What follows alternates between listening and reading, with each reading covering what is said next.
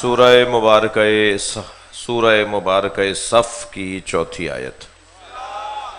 آیت کا عنوان ہے مولا علی کی عظمت۔ اللہ کس سے پیار کرتا ہے؟ اللہ کا محبوب کون ہے؟ اللہ کی کسی سے رشتہ داری نہیں ہے اور اللہ کا کسی سے پڑوس نہیں ہے۔ پڑوسیوں کا خاص خیال رکھا جاتا ہے، چاہے وہ کیسا بھی ہو۔ پڑوسی ہندو ہو پھر بھی اپنا ہے، پڑوسی سنی ہو تب بھی اپنا ہے، پڑوسی کسی بھی مذہب کا ہو وہ اس رشتہ دار سے زیادہ اچھا ہے جو دور رہتا ہے۔ یہ ہے قاعدہ قانون اسلام کا دیا ہوا۔ پڑوسیوں کا اتنا خیال کرتے ہیں سرکار کہ اگر نبی مکرم کوئی دن ایسا نہیں گزرتا جس دن پڑوسیوں کے حقوق کو بیان نہ کرتے ہوں، کہ صحابہ کرام کہتے ہیں کہ اتنا پڑوسیوں کا خیال کرتے ہیں سرکار کہ ہمیں یہ احساس ہونے لگا شاید میراث میں بھی پڑوسیوں کا حصہ دیا جائے گا۔ پڑوسی ہے بھائی، پڑوسی کوئی بھی ہو، پڑوسی ہے۔ اسی طرح رشتہ دار کیسا بھی ہے، رشتہ دار ہے، خون مل رہا ہے۔ تو رشتے کی بنیاد پر اور پڑوس کی بنیاد پر خاص خیال کرنے کا حکم ہے۔ اللہ کا نہ کسی سے پڑوس ہے، نہ اللہ کی کسی سے رشتہ داری ہے۔ وہ لم یلد ہے ولم یولد ہے، نہ کسی کا باپ ہے نہ کسی کا بیٹا ہے۔ جب کسی کا باپ اور بیٹا نہیں ہے تو کسی کا چاچا نانا بھی نہیں ہے۔ وہ اصلی رشتہ ہی نہیں ہے تو پھر کوئی سارے رشتے ختم۔ اللہ کے کسی سے رشتہ نہیں ہے اور نہ ہی اللہ کا کسی سے پڑوس ہے۔ کوئی کہے کہ اللہ خانہ کعبہ میں رہتا ہے تو یہ مسلمان ہی نہیں رہتا۔ ایسا سوچنے والا جو یہ کہے کہ اللہ خانہ کعبہ میں رہتا ہے وہ مسلمان ہی نہیں ہے۔ اللہ کہاں نہیں ہے یہ اور بات ہے، کچھ لوگوں کو مکے جا کے بھی اللہ نہیں ملتا، یہ اور بات ہے، اور کچھ لوگوں کو اپنے اوپر غور کرنے سے اللہ نظر آ جاتا ہے۔ میرے مولا علی فرماتے ہیں خبردار دروں میں، صحراؤں میں، بیابانوں میں اللہ کو نہ ڈھونڈنا، اپنے اوپر غور کرنا تمہیں اللہ نظر آ جائے گا۔ اللہ کہاں نہیں؟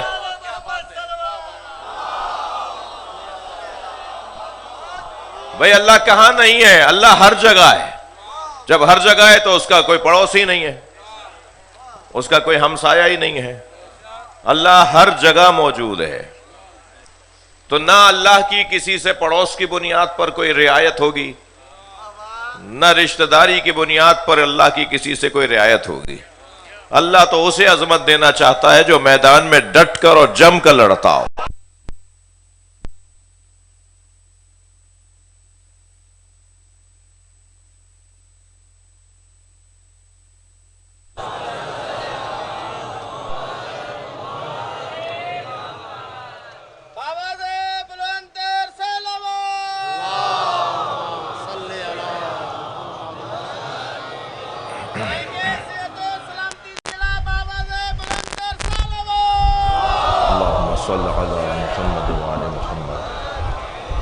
مقدمہ میرا آپ نے سن لیا۔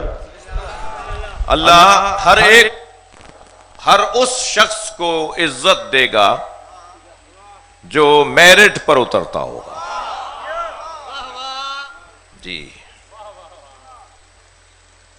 ہر جگہ ایک ہی آواز ہے نا کہ میرٹ پہ تقرریاں ہونی چاہیے، میرٹ پہ پارٹی ٹکٹس ملنا چاہیے، میرٹ پہ داخلے ہونے چاہیے، جی میرٹ پہ ترقیاں ہونی چاہیے۔ ہر جگہ ایک ہی آواز ہے کہ میرٹ پہ کام ہونا چاہیے۔ ہم بھی 1400 سال سے مجلس کر رہے ہیں کہ نبی کے بعد میرٹ پہ ماننا چاہیے۔ صلوات پڑھیں محمد و آل محمد۔ جی اب وہ میرٹ کیا بنتا ہے؟ وہ میرٹ کیا بنتا ہے؟ میرٹ کہتے کسے ہیں؟ دیکھیے افسران بھی تشریف فرما ہے، ذمہ داران بھی تشریف فرما ہے، اداروں کو چلانے والے لوگ بھی ہیں۔ جب میرٹ بنایا جا رہا ہوتا ہے، مثلا نوکریاں دینی ہے 100 لوگوں کو، امیدوار ہیں 2000، 2000 فارم فل کرتے ہیں، پھر 2000 میں سے کاٹ پیٹ کر کے 1000 کر دیے جاتے ہیں کہ ایک نمبر خراب، یہ اتنے فیل، اتنے پیپر میں، اتنے سوالوں میں فیل. تو 2000 نے پیپر دیے تھے، 1000 رہ گئے. اب بھی نوکریاں تو دینی ہے 100 کو، اب 900 کو بھی کاٹنا ہے جی، یعنی میرٹ کی بنیاد پہ کاٹنا ہے. تو پھر کیا کرتے ہیں آپ؟ انٹرویو میں اتنا مشکل انٹرویو لیتے ہیں. لیجئے ساری کائنات میں اللہ نے جب میرٹ بنایا تو اس میرٹ کا نام علی ہے. ہر اعتبار سے باکمال ذات. وہ میرٹ کیا ہے جس کی بنیاد پر یہ مجمع اتنا دیوانہ ہوا ہے؟ یہ سارے مولا علی علیہ السلام کے، یہ سارے اہل بیت کے دیوانے بیٹھے ہیں. اور یہاں دیوانگی کا مطلب پاگل پن نہیں ہے. یہاں دیوانگی کا مطلب یہ ہے جب عقل کمال پر پہنچ جائے تو اسے عشق کہا جاتا ہے. ہاں، یہ عشق کا مرحلہ ہے بھائی. میرے عزیزوں نے انتظام تو بہت اچھا کیا ہے، پنکھے لگائے ہوئے ہیں، اور شاید مصلحت سمجھتے ہیں کہ یہ ٹینٹ بھی لگائیں جس کی وجہ سے تھوڑا سا حبس بڑھا ہوا ہے، اور شاید مجلس دن سے ہو رہی ہے تو دھوپ کو روکنے کے لیے کیا ہوگا. لیکن کچھ اور بھی انتظام ہو سکتا ہے آئندہ سالوں میں، اس کو بہتر کیا جا سکتا ہے، مگر آپ کو اس کی غرض نہیں ہے.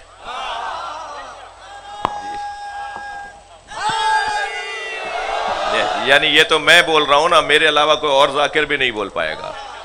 اگر میرے علاوہ کوئی اور ذاکر بولے گا نا، وہ کہے گا اس کو آئندہ بلانا ہی نہیں ہے. مجھے تو اس کی فکر ہی نہیں ہے الحمدللہ. تو بولوں گا تو صحیح نا آپ کے لیے. تھوڑا سا اسے بہتر ہے، حبس ختم کرنے کے لیے کچھ کیا جا سکتا ہے. ایسا ہی ہے یہ نہیں، مگر آپ کو اس کی فکر نہیں ہے. وہاں میں دیکھ رہا ہوں پہلو بدلنے کی جگہ نہیں ہے. اگر یہ بھائی سیدھا ہو کے بیٹھے گا تو برابر والے کو گھٹنا لگے گا. سارے مجمع میں سے بعض دوستوں کو تو بیٹھنے کی جگہ نہیں مل رہی جی. بدن کو تکلیف ہو رہی ہے مگر روح کو غذا مل رہا ہے. بڑی عنایت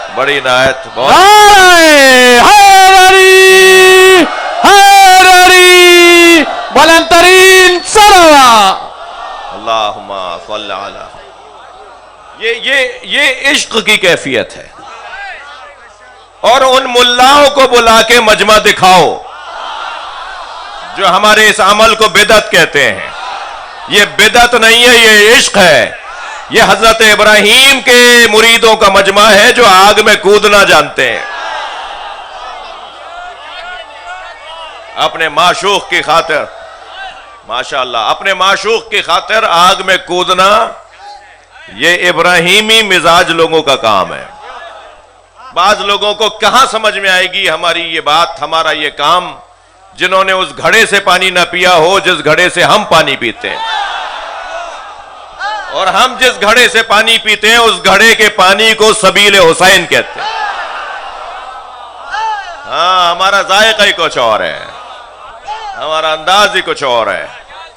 جب سفروں کو طے کرتے ہوئے جگہ جگہ کیفیت ہوتی ہے، اور کبھی کبھی ذہن ہوتا ہے کہ صاحب کیا ہو گیا، کیوں ہو رہا ہے یہ، ایسا کیوں ہو رہا ہے. لیکن جب آپ لوگوں کی زیارت ہوتی ہے نا تو ایسا لگتا ہے جیسے فریش ہو گئے ہوں جی. جو ذائقہ، جو فریشنیس، جو تازگی مجلس اعظم میں آنے کے بعد ملتی ہے وہ دنیا کو کسی یورپ کے ملک میں گھومنے سے نہیں ملتی ہے. ہم سے آ کر تو پوچھے کہ ہم ہیں کون. تم ہم پر غور کر لو تو پی ایچ ڈی ہو جاؤ. علی مولا تو علی ہے. ہم علی کے چاہنے والوں کو سمجھ لو تو تمہارا مقام بلند ہو جائے. توجہ کر رہے ہیں آپ حضرات؟ اچھا، یہ جو میرے بھائی موبائل سے بنا رہے ہیں نا، یہ حاضری کی نیاز لیں، اس لیے کہ جب موبائل اٹھا لیتے ہیں تو ان کی ساری توجہ موبائل پر ہوتی ہے، اپنے اوپر نہیں ہوتی. حاضری کی نیاز لیں، ویڈیو مل جائے گی انہیں. ایک صلوات پڑھیں ذرا محمد و آل محمد. سنو نا، تم تو موبائل میں لگ گئے. ایک اور بلند صلوات.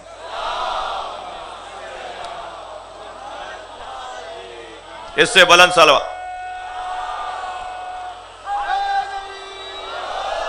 اب وہ جو میرٹ پروردگار عالم بناتا ہے، تھکے ہوئے تو نہیں ہے نا، مجھے آپ تسلی دیں. وہ جو اللہ میرٹ بناتا ہے اس میں کم سے کم 5 چیزوں کا ہونا ضروری ہے. بتاؤں؟ سب سے پہلی چیز ہے علم. علم اگر نہیں ہے تو وہ کسی قابل نہیں ہے۔ علم سب سے پہلی چیز ہے۔ میں اور آپ اگر مولا علی کو مولا علی مانتے ہیں تو اس لیے کہ علی وہ ہے جن سے ہر صحابی مسئلہ پوچھتا تھا، ہر ایک نے علی سے آ کر مسئلہ پوچھا ہے، اور ہر ایک کی بات تو کیا میرے بھائیوں کی تسلی کے لیے کہہ دیتا ہوں کہ حضرت ابو بکر تو یہ کہتے نظر آتے ہیں اللہم لا ابقانی لمعضلۃ لیس لہا ابو الحسن، یا اللہ مجھ ابو بکر کو اس مسئلے کے لیے زندہ نہ رکھ جس میں حل کرنے کو علی نہ ہو۔ تھک رہے ہیں آپ میری باتوں سے؟ علم کے بغیر میرٹ نہیں بنتا۔ مولا علی کا اور کسی بھی شخصیت کا، ہم مولا کی بارگاہ میں بیٹھے ہیں، میری اور آپ کی بھی حیثیت زیرو ہو جائے گی اگر ہمارے پاس علم نہیں ہوگا، ہماری حیثیت بھی زیرو ہو جائے گی اگر علم نہیں ہوگا۔ ممکن ہے کوئی بزرگ کہے صاحب مجھے تو لکھنا پڑھنا نہیں آتا، آپ نے تو مجھے زیرو کر دیا، تو میں اس کو تسلی دے رہا ہوں علی والا جاہل نہیں ہوتا۔ یہ جو اس وقت مجلس ہے نا، یہ حسینی مدرسے کی کلاس لگی ہوئی ہے۔ کون کہتا ہے آپ کو لکھنا پڑھنا نہیں آتا؟ لکھنے پڑھنے کا نتیجہ شعور ہے۔ اگر کسی کے پاس لکھنا پڑھنا ہو اور شعور نہ ہو تو وہ علم نہیں ہے، وہ وبال جان ہے۔ یہ کتنا بڑا شعور ہے کہ ہم انہیں مانتے ہیں جنہیں اللہ منوانا چاہتا ہے۔ سب سے پہلا نقطہ علم ہے۔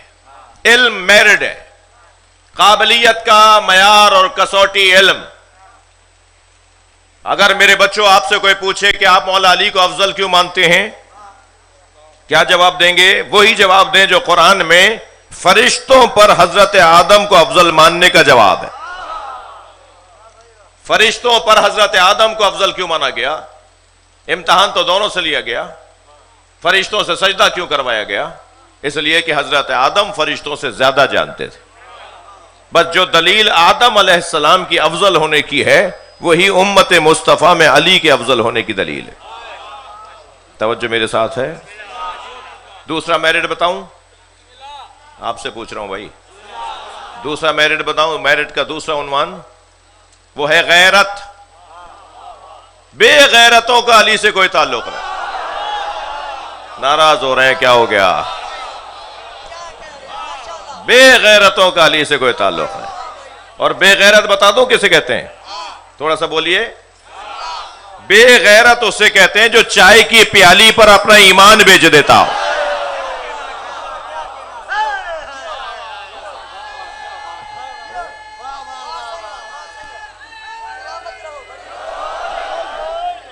منظور بھائی آئے، اچھا آئیے تشریف لائیے۔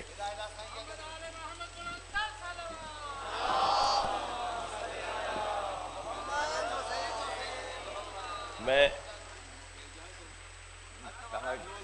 اجازت ماں اجازت جلدی بتاؤ۔ ہاں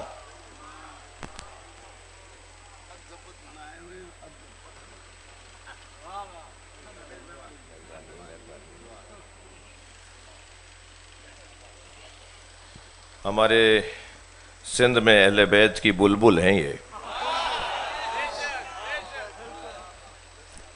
خاص طور پر انہیں تو پتہ نہیں دنیا میں کہاں کہاں بلایا جاتا ہے، یہ سندھ چھوڑتے نہیں ہیں۔ پنجاب میں بلایا جاتا ہے، ملک سے باہر انہیں دعوت دی جاتی ہے۔ یہ کہتے ہیں یہیں میرے پاس اتنا کام ہے، اللہ ان کے گلے میں اور تاثیر عطا فرمائے، ان کی نصیحتوں پر ہمیں عمل کرنے کی توفیق عطا فرمائے۔ سب مل کے کہیے نا الہی آمین۔ صحت و سلامتی کے لیے مولانا حافظ قاری منظور سولنگی صاحب کی سلامتی کے لیے، صحت کے لیے ایک بلندتر صلوات۔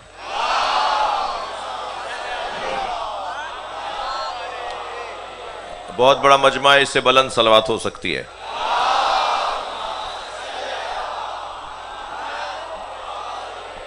میں ایک جملے میں منظور بھائی کو اپنا مضمون عرض کر رہا ہوں کہ میرٹ پر ماننا ہے، اور میرٹ کا پہلا عنوان ہے علم۔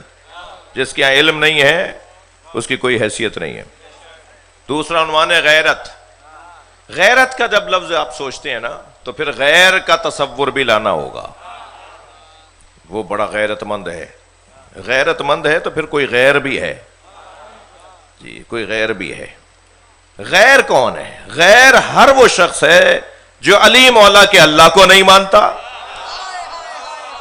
جو علی مولا کے نبی کو نہیں مانتا, جو مولا علی کو نہیں مانتا, جو اہل بیت کو نہیں مانتا, وہ کچھ بھی ہوگا غیر ہے.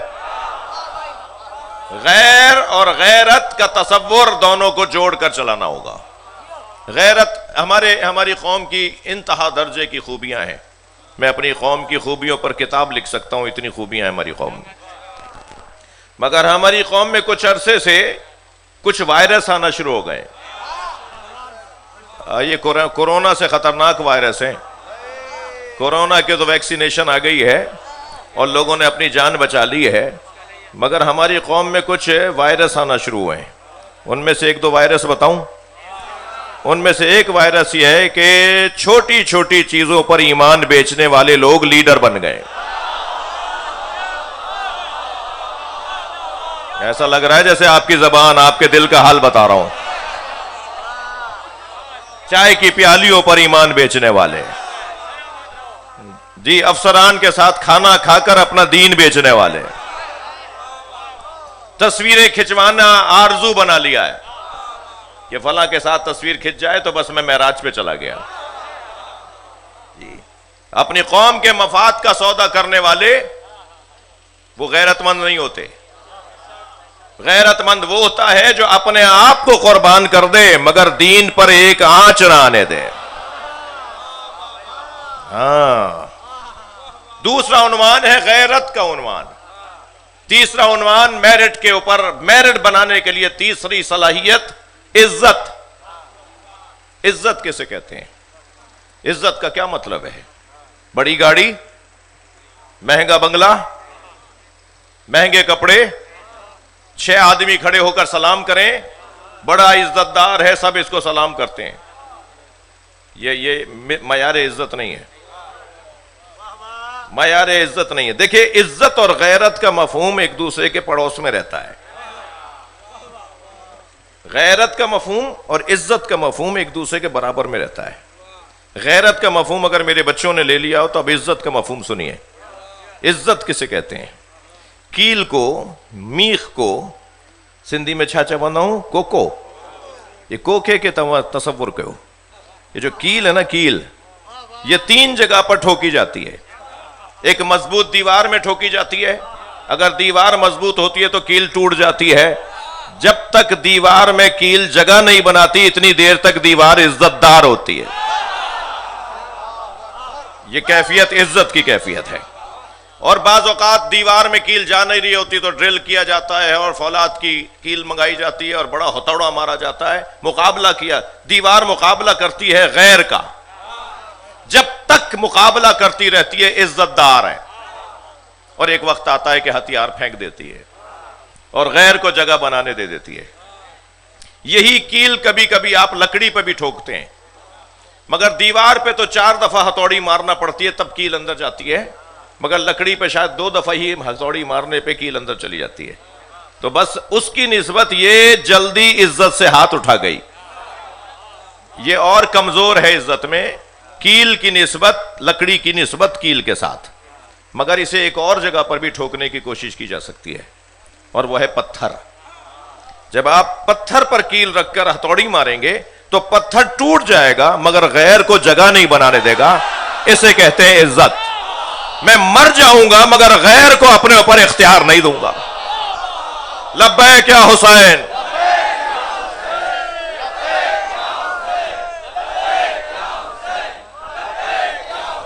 بلند تر صلوات.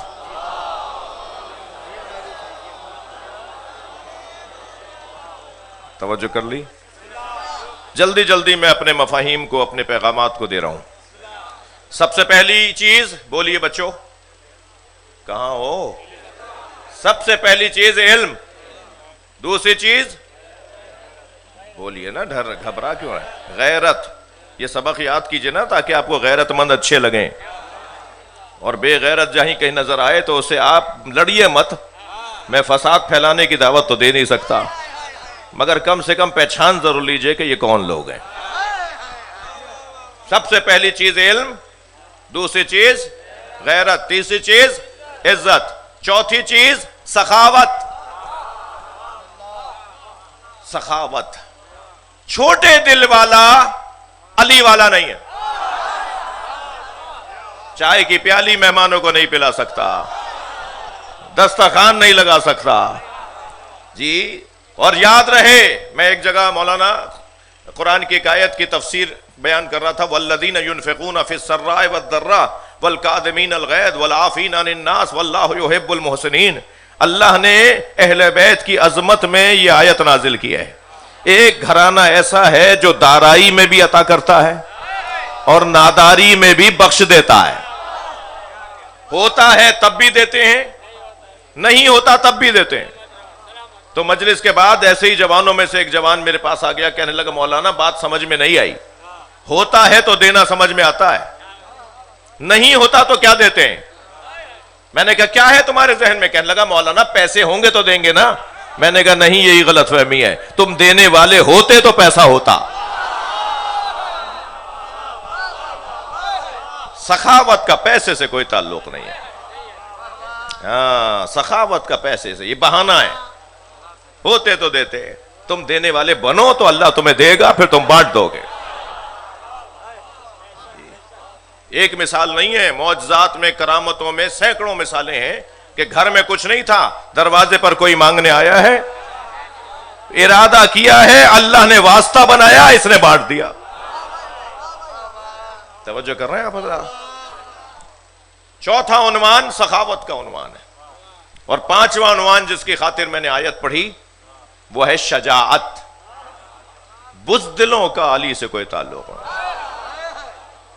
بزدل اور علی والا یہ ہو نہیں سکتا. سخاوت کے بعد پانچواں عنوان ہے شجاعت، بہادری. مولانا میں یہاں سے دیکھ رہا ہوں اکثریت جوانوں کی ہے. جوانوں کو بدنام کیا جاتا ہے کہ یہ جذباتی ہوتے ہیں، خون ان کا گرم ہوتا ہے، یہ بات بات کے اندر گھوسا مکہ تیار کر لیتے ہیں، یہ جگہ جگہ لڑتے بھڑتے نظر آتے ہیں. جوانی دیوانی نہیں ہے. جو جوانی حضرت علی اکبر کی زندگی کی پابند ہو وہ دیوانگی پر مشتمل نہیں ہوتی، وہ معرفت کے ساتھ گزارنے والا، زندگی گزارنے والا جوان. بات بات میں لڑنا بھیڑنا یہ شجاعت نہیں ہے. استاد سبط جعفر کے 2 مصرے میں ہدیہ کر رہا ہوں جنہوں نے شجاعت کی تعریف کی ہے. شہید نے 2 جملوں میں 2 مصروں میں کیا خوب شجاعت کی تعریف کی ہے. شہید کہتے ہیں کبھی رسی گلے میں ہے، کبھی خیبر ہے ہاتھوں پر. بھائی شعر کو شعر کی طرح سنو. کہیں رسی گلے میں ہے، کبھی خیبر ہے ہاتھوں پر. جہاں جیسی ضرورت تھی وہاں ویسی شجاعت ہے.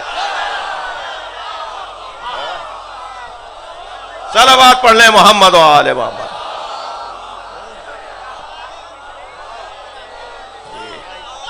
ہمیشہ گھوسا مارنا شجاعت نہیں ہے، کبھی خاموش رہنا بھی بہادری ہے.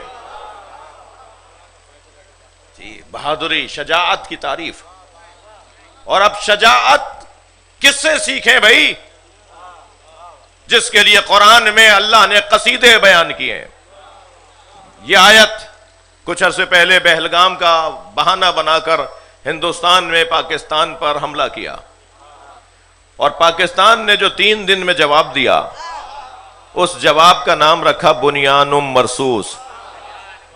بنیان مرصوص جس نے بھی جواب رکھا تھا اسے آفرین، اس لیے کہ بنیان مرصوص قرآن میں مولا علی کا نام ہے.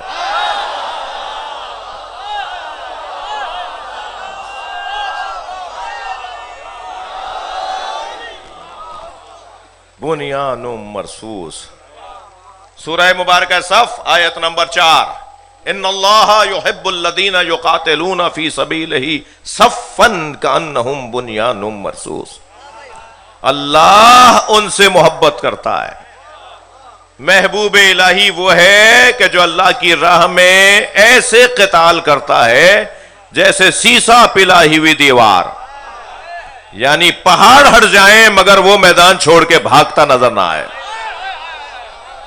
بھائی مجھے بتائیے کون سا میدان ہے جس میں علی سیسا پلائی ہوئی دیوار نہیں؟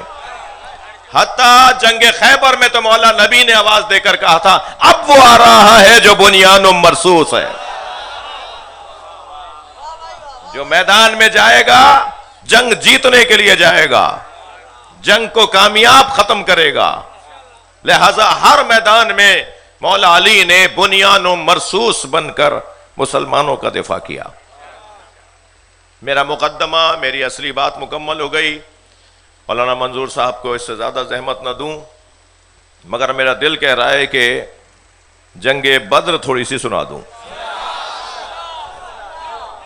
جنگ بدر، میرے بچوں جوانوں میرے ساتھ سہارا بنو۔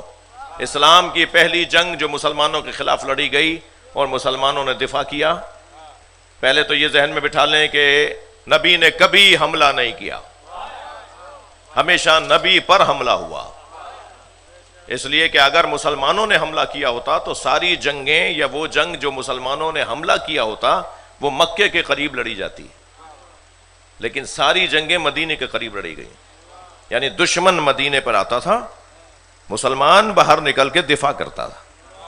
اسلام میں ابتدائی جہاد ہے، مگر بہت ساری چیزیں جائز ہیں، تو ہر کام جائز کرنے کا تو نہیں ہے۔ کبھی مسلمانوں نے پہل نہیں کیے، نبی نے پہل نہیں کی جنگ کے اندر، ہمیشہ دفاع کیا ہے۔ اور ان دفاعی جنگوں میں جو سب سے پہلی جنگ ہوئی ہے مسلمانوں کے خلاف وہ جنگ بدر ہے، دوسری جنگ احد، تیسری جنگ بنی نذیر، چوتھی جنگ خندق، پانچویں جنگ بنی قریظہ، چھٹی جنگ خیبر، ساتویں جنگ حنین، اور ایسی بڑی چھوٹی جنگیں ملا کے 80 جنگیں مسلمانوں نے لڑی ہیں، اور ہر جنگ میں مسلمانوں نے کامیابی حاصل کی ہے۔ مگر اللہ نے اتنی مشکل جنگوں میں کسی جنگ کو نہیں کہا فتح مبین ہے، اِنَّا فَتَحْنَا لَكَ فَتْحًا مُبِينًا، کسی جنگ میں نہیں کہا اللہ نے۔ پھر یہ کون سی فتح تھی جو اللہ نے کہا کہ تمہیں ہم نے فتح مبین دے دی؟ یہ جنگ بدر کے موقع پہ آیت نہیں آئی، یہ جنگ خندق و خیبر کے موقع پہ آیت نہیں آئی، اِنَّا فَتَحْنَا لَكَ فَتْحًا مُبِينًا۔ یہ کون سی جنگ تھی جسے اللہ نے کہا کہ ہم نے تمہیں کھلی فتح دے دی؟ وہ جنگ تھی جہاں تلواروں کو رکھوا دیا گیا تھا، قلم چلوایا گیا تھا۔ صلح حدیبیہ کو اللہ نے کہا ہے فتح مبین۔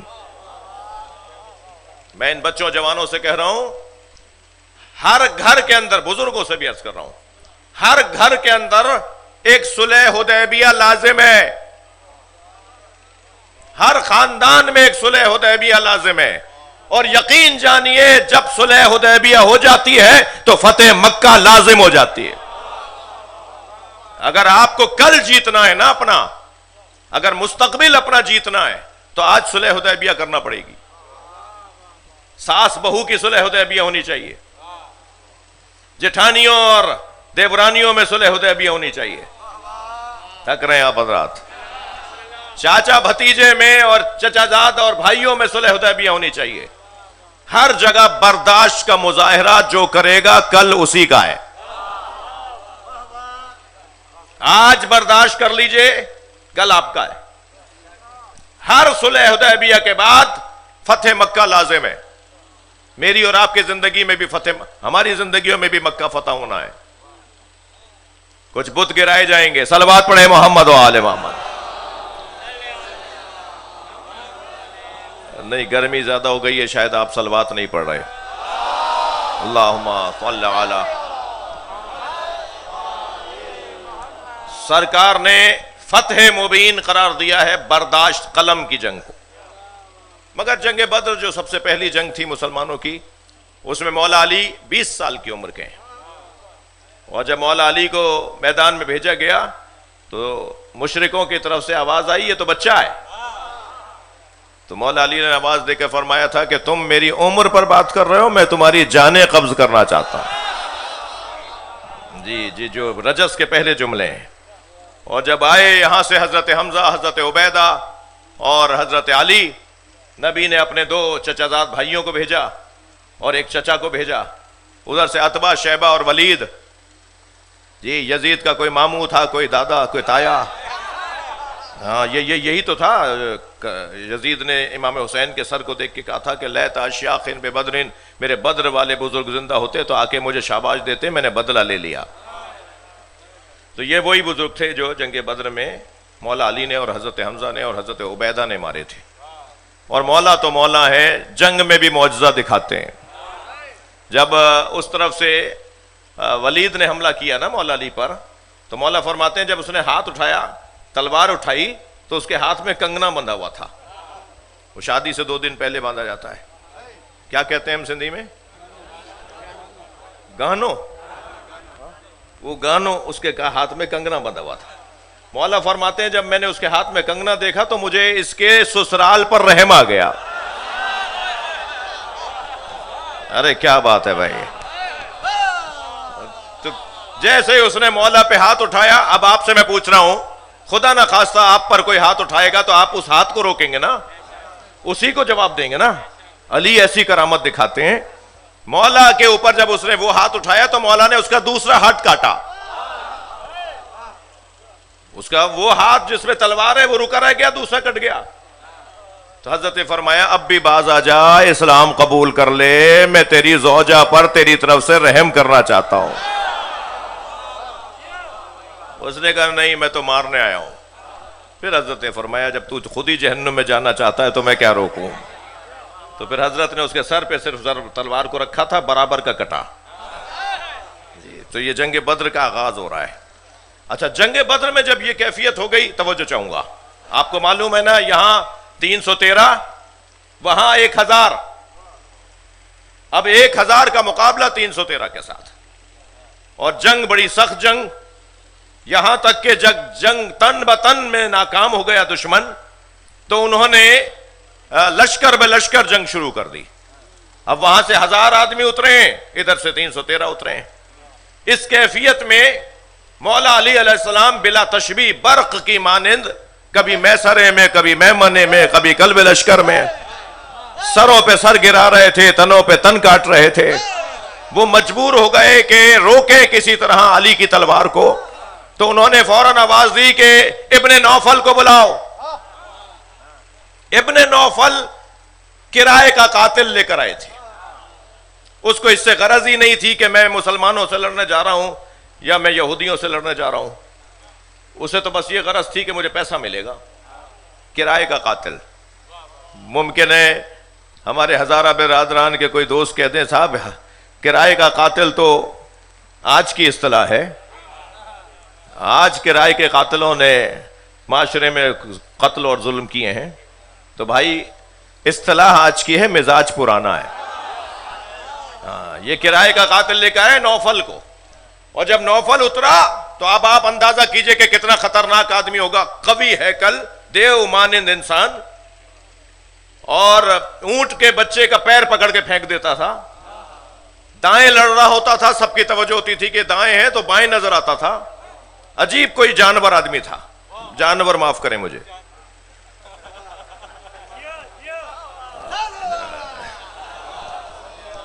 عجیب آدمی تھا. اور اس کے عجیب ہونے کی دلیل یہ ہے کہ جب وہ میدان میں اترا تو سرکار نے دونوں ہاتھ اٹھا دیے. اللہم اکفنی نوفلا، یا اللہ میری امت کو نوفل سے محفوظ رکھ. مسئلہ سنجیدہ تھا. ایسا ہی ہے یا نہیں؟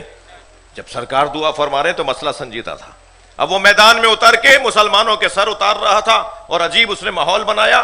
کچھ ہی دیر کے بعد سرکار ایک ٹیلے پہ کھڑے ہو گئے اور میدان میں ڈھونڈنے لگے. تو دور سے کسی نے آواز دے کر کہا یا رسول اللہ آپ کسی کو ڈھونڈ رہے ہیں؟ تو نبی نے آواز دے کر کہا من لعلم بنوفلا، کوئی بتائے گا کہ نوفل کہاں لڑ رہا ہے؟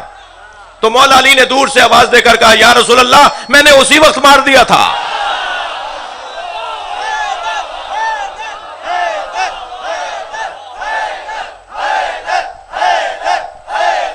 بلند تر صلوات پڑھے. جنگ بدر تو ابھی باقی ہے.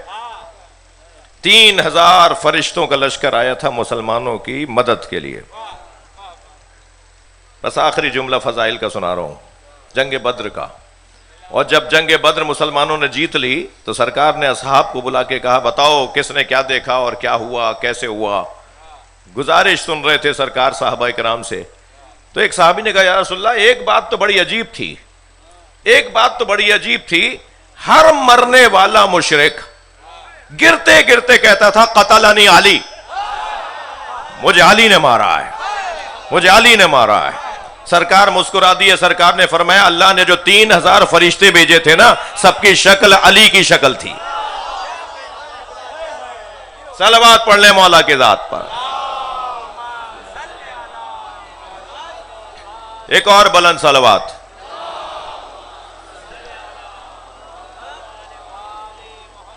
آپ سے کہہ رہا ہوں ایک بلند صلوات۔ اللہم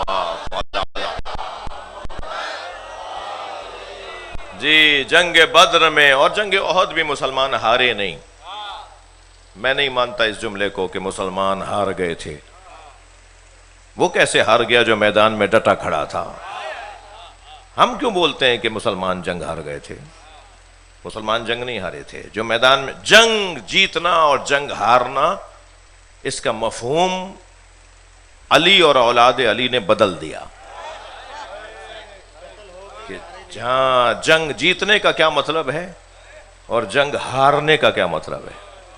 یہ اس گھرانے نے مفہوم ہی تبدیل کر دیا۔ جس کا سر کاٹ لیا تھا وہ جنگ جیت گیا، اور جنہوں نے سر کاٹا تھا وہ جنگ ہار گئے۔ جنہوں نے تلوار اٹھائی تھی وہ جنگ ہار گئے، اور جس نے سر کٹوا دیا وہ جنگ جیت گیا۔ کسی میں جرأت ہے تو کہو کہ یزید جیت گیا۔ کوئی بدبخت نہیں بولے گا کہ حسین معاذ اللہ ہار گئے۔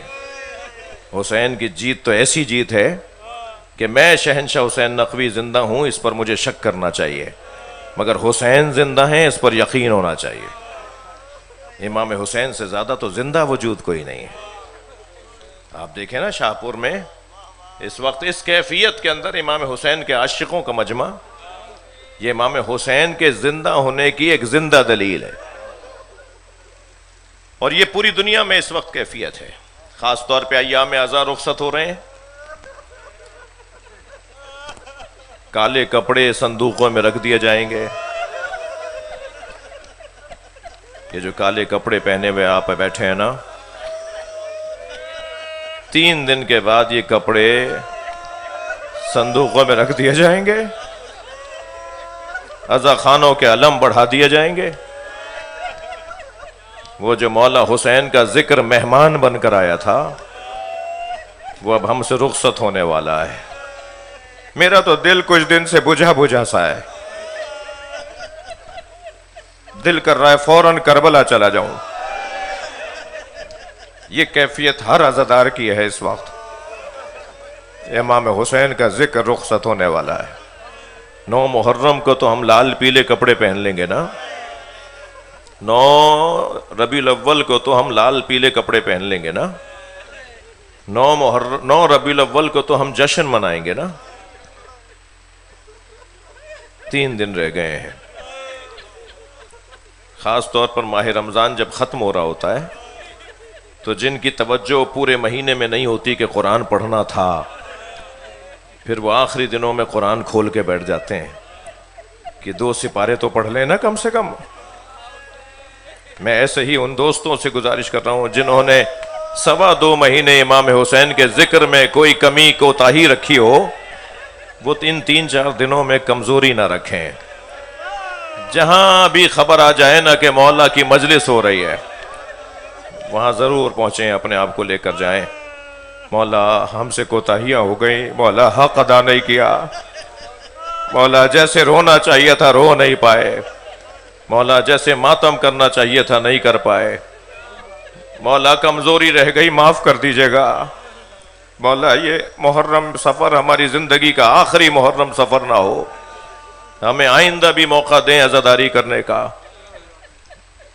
چلیے میرے ساتھ، سیدانیاں مدینے آ رہی ہیں۔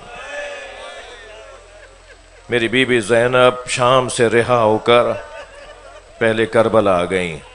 زین العابدین میں اپنے بھائی کی قبر پہ جاؤں گی، اور جب دور سے امام حسین کی قبر نظر آئی نا، رونے والوں اونٹ کے بٹھانے کا انتظار نہیں کیا، जनाब ज़ैनब ने खड़े ऊंट से खुद को गिरा दिया और गिरते उठते कब्र हुसैन पे जाके गिरी और पहला जुमला ये कहा, भाई बहन शर्मिंदा है, तुम्हारी सकीना को खोकर आ गई,